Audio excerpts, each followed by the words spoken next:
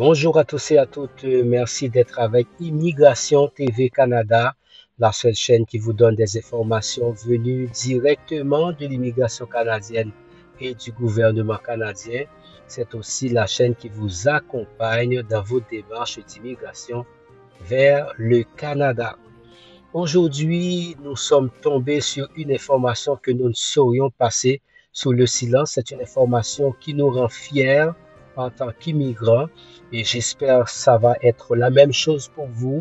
Donc, nous avons tombé sur cette information des immigrants qui savent ce qu'ils veulent, qui sont arrivés au Canada, qui sont dit, c'est vrai, dans les premiers jours, nous allons commencer à travailler de façon à nous intégrer, mais c'est pas ça la limite. La limite, c'est d'être entrepreneur, c'est pouvoir créer quelque chose de façon à donner des emplois ici au Canada. Et ça a attiré l'attention des autorités concernées. Et ils louent ces efforts de ces entrepreneurs qui, en quelque sorte, participent à l'avancement du pays, à l'augmentation de l'économie du Canada. Je vous invite à regarder ce reportage pour voir combien les gens sont fiers de pouvoir recevoir des immigrants qui contribuent à l'avancement de l'économie canadienne. Dans le quartier de Transcona à Winnipeg, la boulangerie d'Emmanuel Battaglia ne désemplit pas. Chaque jour depuis bientôt 2 ans, il sert croissants, pain au chocolat et autres pâtisseries à ses clients.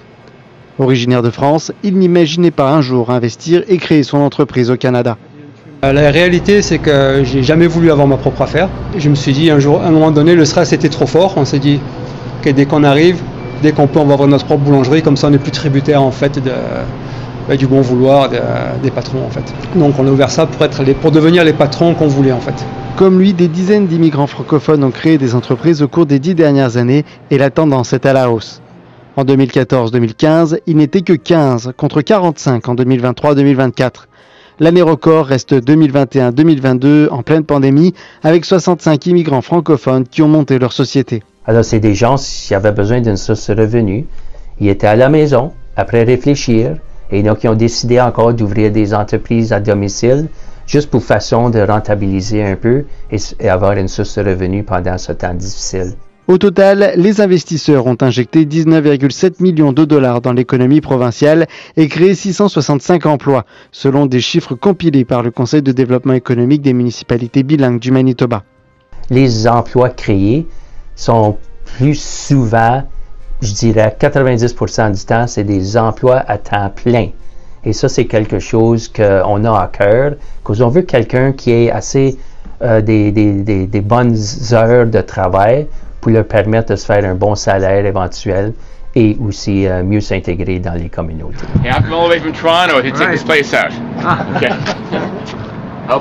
De retour à la boulangerie de plus en plus fréquentée, l'homme d'affaires embauche 6 employés, dont 4 à temps plein. Et son commerce poursuit sa croissance. Cet été, il a repris l'un des kiosques situés sur l'esplanade de Riel, mais son grand projet serait d'ouvrir une boulangerie française à Saint-Boniface. Ici Thibaut Jourdan, Radio-Canada, Winnipeg.